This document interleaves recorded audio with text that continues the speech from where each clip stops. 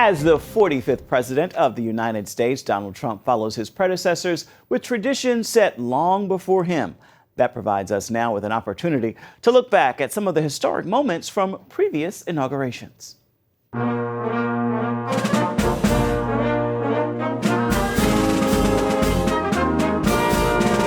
The first inauguration took place in New York at Federal Hall with George Washington. That's where the Capitol was located in the early days of our republic. George Washington gave a speech. It was a very short speech by today's comparisons. FDR's 1932 inaugural was a big deal and widely paid attention to.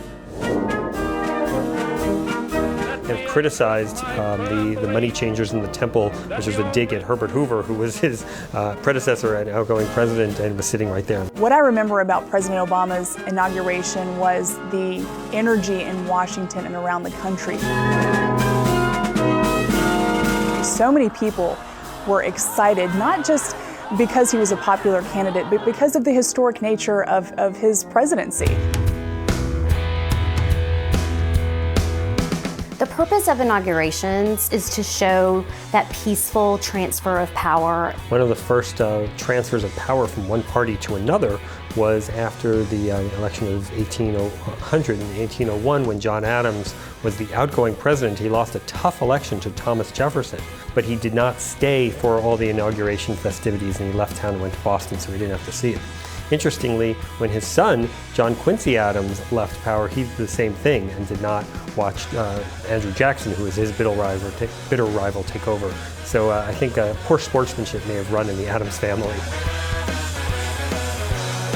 Our country is leading the world in the general readjustment to the results of the great conflict. Calvin Coolidge, when he was inaugurated, he spoke, and his speech went out on radio, which is a relatively new technology, and via radio he could reach so many more people. Dwight D. Eisenhower, do solemnly swear. So Eisenhower now comes in the television age, and at the same time that Eisenhower is being inaugurated, there is the famous I Love Lucy episode, in which I Love Lucy gives birth to little Ricky.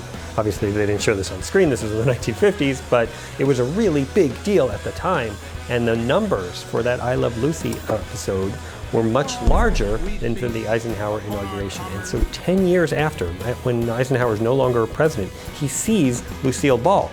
And he goes up to her, and she's with a little boy, and he says, "Is this the little boy who took away the attention from my inauguration?" The biggest memory of the balls is always the First Lady's gown. Everyone wants to know what the First Lady's wearing. I remember President Obama's first inaugural, Michelle Obama wore the beautiful white flowing gown.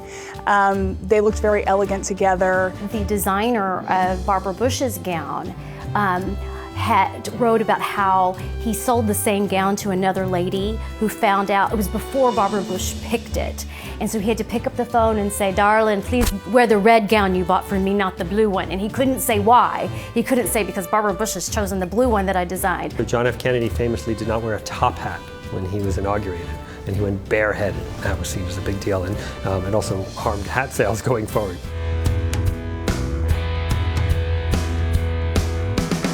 It's a big event, and so invariably something goes a little bit wrong.